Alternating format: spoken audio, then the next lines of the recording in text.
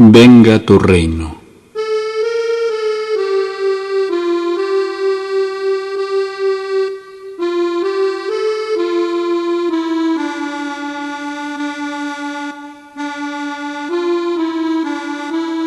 Nuestra meditación de hoy se centra en la segunda petición del Padre Nuestro. Venga a nosotros tu reino.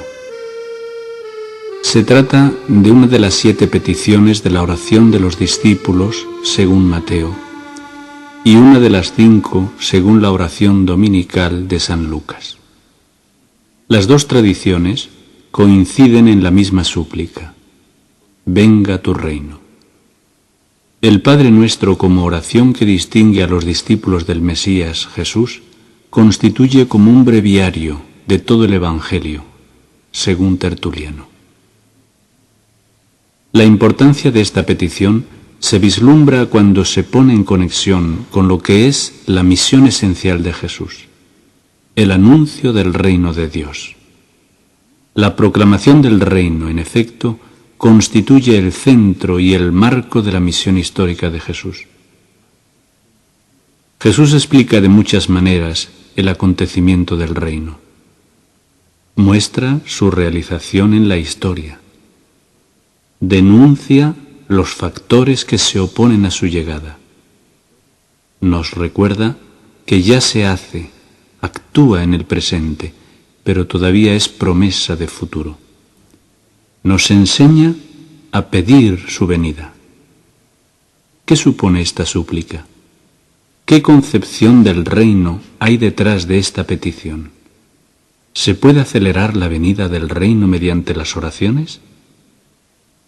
El clamor de los pobres. Existen muchas demandas doloridas detrás de la oración del Padre Nuestro y concretamente de la petición: venga a nosotros tu reino. Muchas generaciones experimentaron el encanto del mundo, la seducción de su belleza y se dieron de bruces con el egoísmo. Esperaron ver la tierra de la libertad y la libertad de la tierra, y sólo la vieron en diminutos fragmentos. Soñaron con ver la presencia arrolladora de la gloria de Dios, y se volvió esquiva una y otra vez. Y embelesados por el futuro, pronunciaron sus quejas, lamentaciones y esperanzas. ¿Cuándo vendrá a nosotros la libertad? ¿Cuándo se encontrarán y se besarán la justicia y la paz sobre la faz de nuestra tierra? ¿Hasta cuándo tenemos que soportar una sociedad donde millones de hijos de Dios mueren de hambre, mientras existen suficientes recursos de alimentación para todos? ¿Es justo que haya tantos niños sin infancia?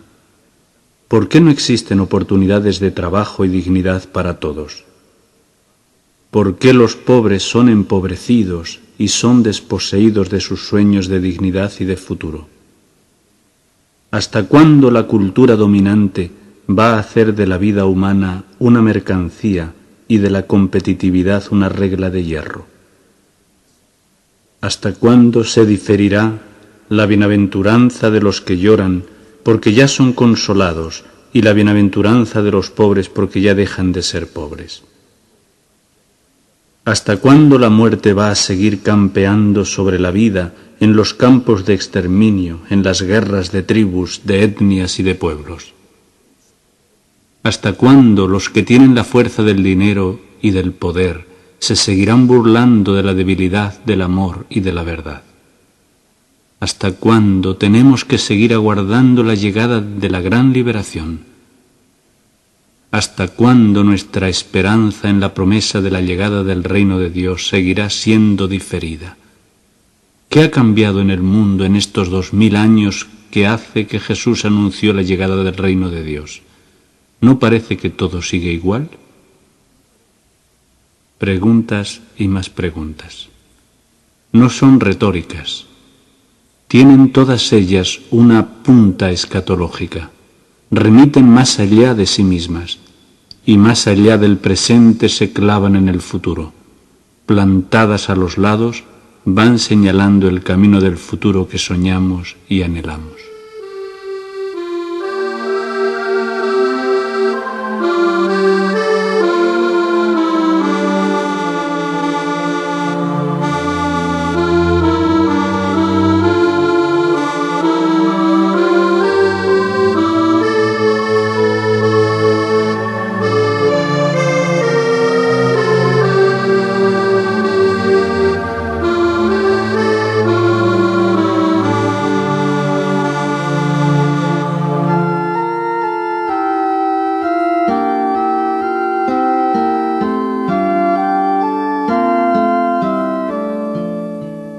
La otra globalización, el reino de Dios.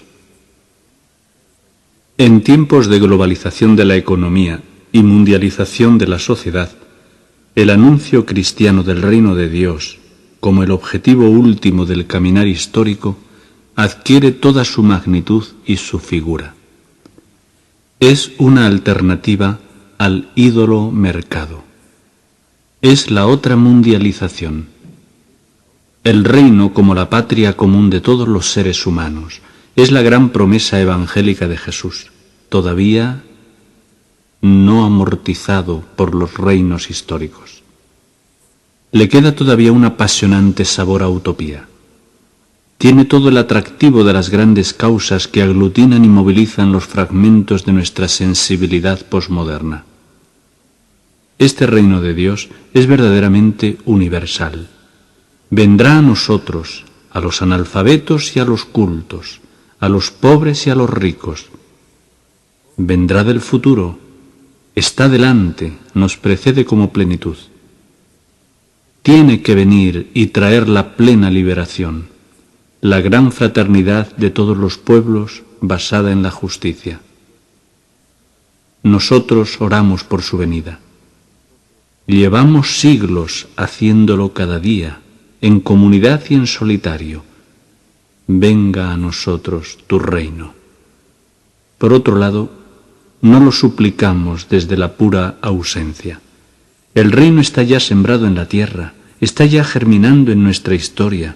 Dios lo ha puesto en medio de ella para que germine y transforme nuestro mundo. El reino va delante, arrastra tras de sí los dinamismos del corazón humano, sus aspiraciones y sus más profundos anhelos personales y colectivos. Vivimos todavía bajo el antirreino. Vivimos en tiempos del capitalismo global que ha logrado agrandar la separación en la casa y la patria común del mundo. Todos sufrimos algún tipo de amenaza, pero la vida de los pueblos más pobres se encuentra amenazada de falta de seguridad, de falta de estabilidad vital y económica. Se mueven en el círculo diabólico de la desesperanza, alimentada por la corrupción y el empobrecimiento. No tienen el derecho de tener derechos. No se ven luces de futuro y de cambio, al menos no se ven con la urgencia que pide el ritmo rápido de la vida corta.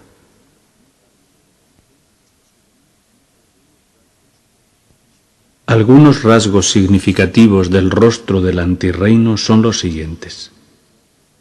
Según las Naciones Unidas, hay en el mundo más de 1.000 millones de personas pobres que subsisten con $1 al día, incluso menos. Existen 850 millones de personas desnutridas. De ellas, 140 millones son niños. Cerca de 1.000 millones de personas son analfabetas. El 20% de los individuos más pobres de la humanidad tiene que conformarse con el 1,1% de la renta per cápita mundial. El comercio internacional de armas ha aumentado desde los 36,9 mil millones de dólares en el año 1995 a los 39,9 mil millones en el año 1996. Además de estas grandes cifras, el antirreino tiene nombres y realizaciones más cercanos y cotidianos. Se propaga en la apatía y en la indiferencia de pueblos enteros. Hace mella en la violencia institucional y en las violencias personales.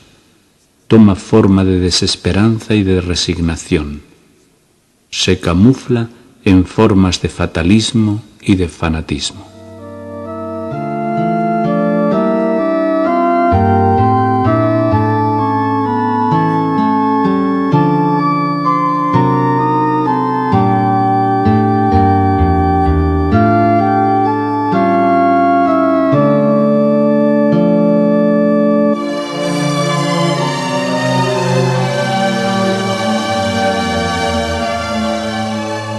¿Cuándo vendrá el reino de Dios?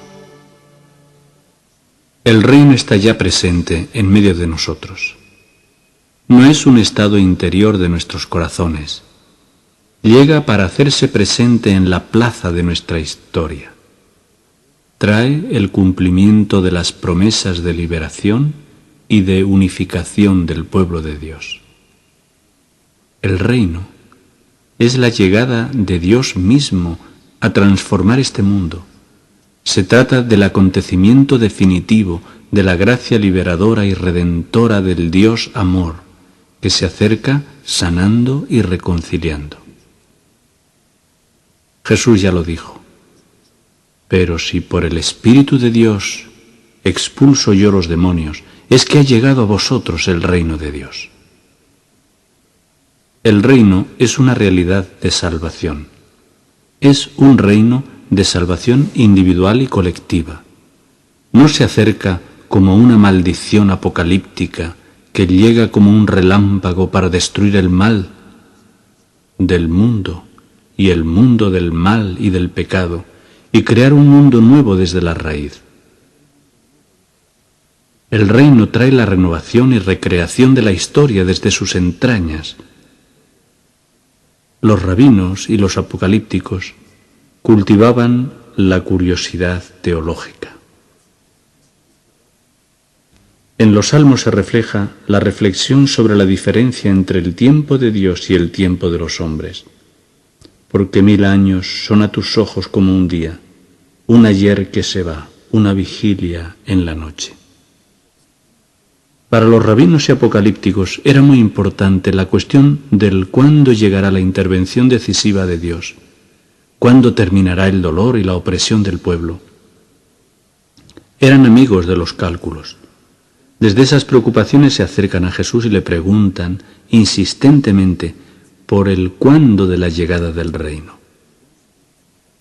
Dice el evangelista Lucas: habiéndole preguntado los fariseos ¿cuándo llegaría el reino de Dios?, Jesús le respondió: el reino de Dios viene sin dejarse sentir.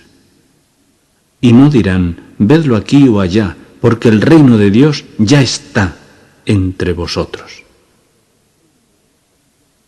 La respuesta de Jesús a la pregunta de los fariseos es que el reino de Dios se hace ya presente y operante. Pero la misma respuesta tiene un sentido polémico. Jesús no entra sin más a la curiosidad de los apocalípticos. No está interesado en cálculos cronológicos.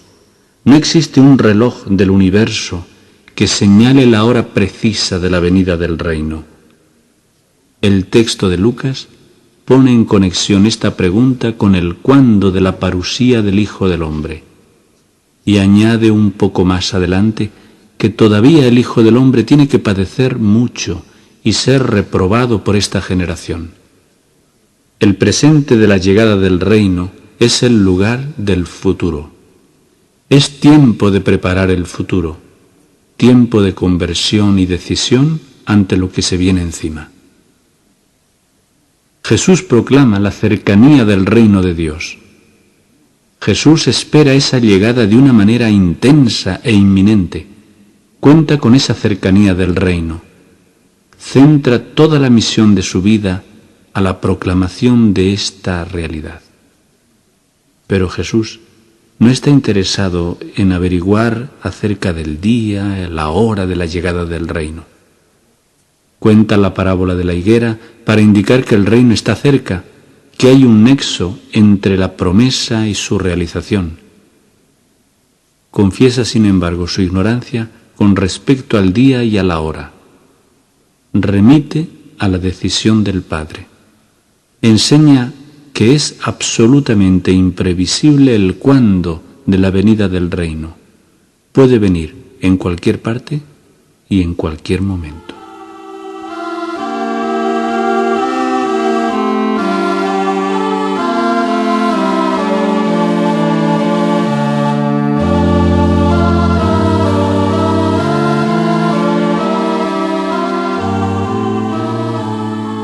¿Cómo y dónde llega el reino? ¿Llega por sí mismo? ¿Puede ser objeto de oración? ¿Es posible adelantar su venida?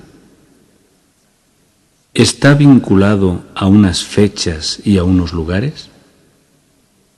¿Está ya siempre presente en todo tiempo y en todo lugar? ¿Hay que esperarlo en Jerusalén?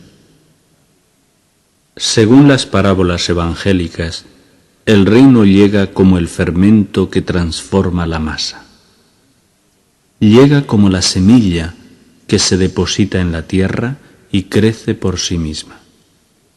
Llega como la transformación de la más pequeña de las semillas en un enhiesto arbusto.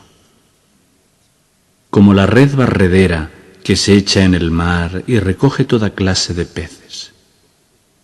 Se acerca en las curaciones de los enfermos, en la expulsión de los espíritus. Se echa de ver también la huella y el influjo de la llegada del reino de Dios.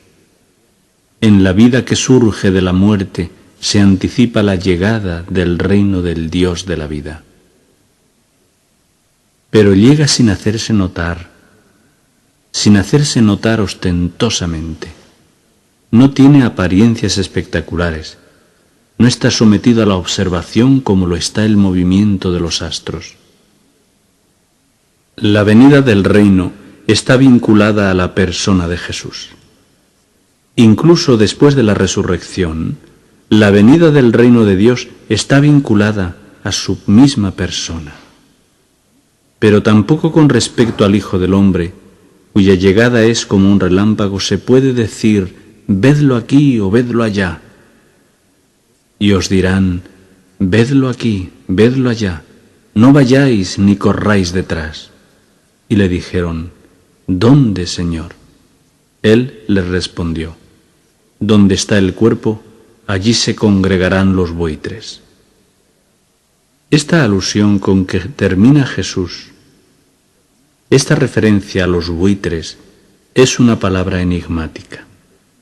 Parece que quiere sugerir que la respuesta a la pregunta del cómo llega el reino tiene que quedar en suspenso.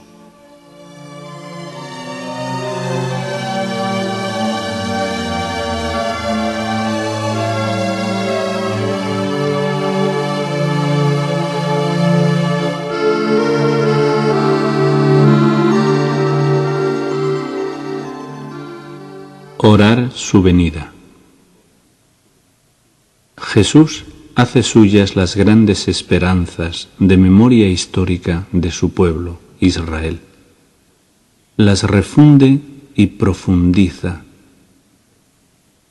en la esperanza de la llegada del reino como salvación plena para su pueblo y a través de su pueblo Israel para todos los pueblos paganos.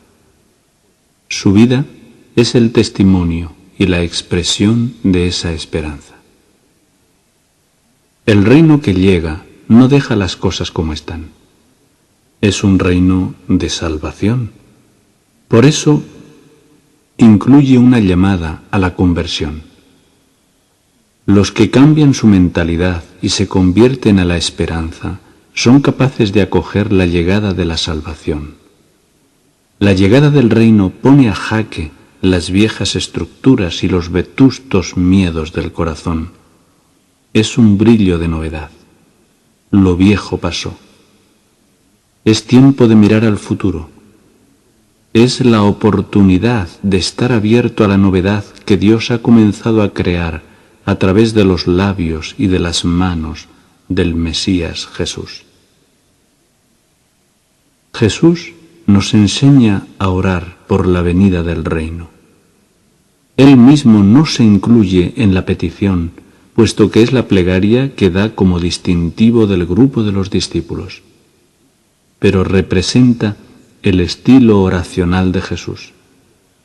Jesús enseña a orar como Él ora. La súplica por la llegada del reino de Dios forma parte de la oración de los discípulos de Jesús al Padre. La segunda petición representa la ratificación de la primera petición acerca de la santificación del nombre. Los motivos de petición van juntos ya en la oración judía del templo y de la sinagoga, en el Kadís, que la formula así: que haga reinar su reino y germinar su redención. Pedir que venga a nosotros el reino de Dios constituye una súplica escatológica. Supone que el reino ya está inaugurado, que ya se conoce su misterio, que se puede uno preparar para entrar en él, que se puede anunciar su cercanía, pero que todavía es menester suplicar su venida definitiva. ¿Cómo entender el objeto de la petición? ¿Cómo es compatible con la experiencia de que en la misión histórica de Jesús ha acercado el reino de Dios? ¿Qué visión del carácter definitivo del reino subyace a esta petición de la oración de Jesús?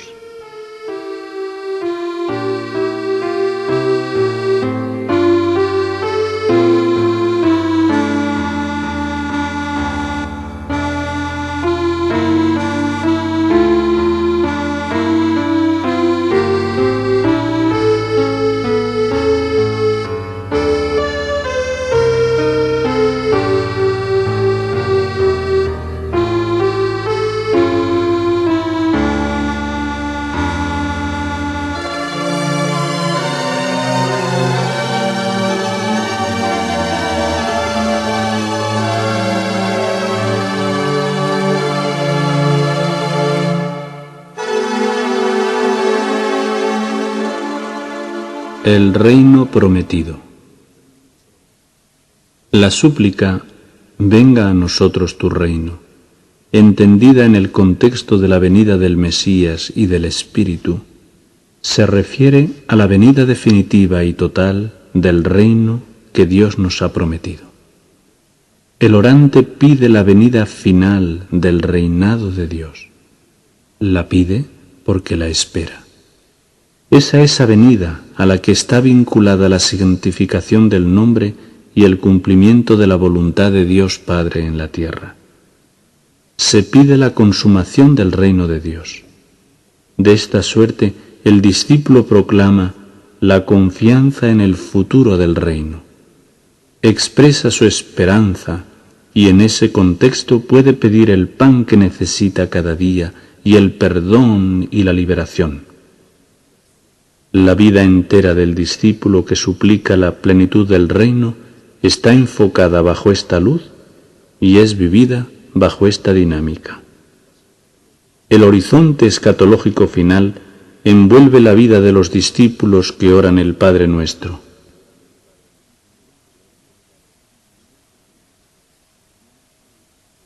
Tiempo de espera y resistencia. El reino vendrá un día, a pesar de todo. No sabemos cuándo ni cómo, pero sabemos que vendrá pronto, que está cerca. Su retraso no es sinónimo de inexistencia.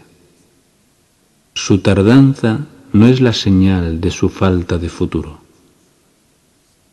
Nos hace preguntarnos, ¿por qué tarda tanto? ¿Por qué nos hace esperar tantos siglos, tanto tiempo? ¿Qué es lo que impide el cumplimiento de las promesas? Suplicar la venida del reino es una forma de vivir esperándolo, en la medida en que la oración es expresión de la fe y de la esperanza. Orar el Padre Nuestro es una manera de vivir la tensión entre las promesas y su cumplimiento. Vivimos bajo las promesas de Dios. Sabemos que es un Dios fiel a sus palabras. No puede no cumplirlas. Suplicar venga tu reino en el contexto del Padre Nuestro es una forma de resistir a la tentación de impaciencia. Es reconocer que el reino es de Dios y no nuestro, que el tiempo de Dios es distinto de nuestro tiempo. Orar por la venida del reino es mantenernos despiertos y vigilantes. es vivir en actitud de espera a través del tiempo, evitando la tentación de la somnolencia y de la pérdida del sentido crítico. Quien espera la plenitud del futuro puede luchar contra el carácter irreversible y fugitivo del tiempo. Puede vivirlo como tiempo de esperanza y salvación, como tiempo sucesivo que desemboca en resurrección.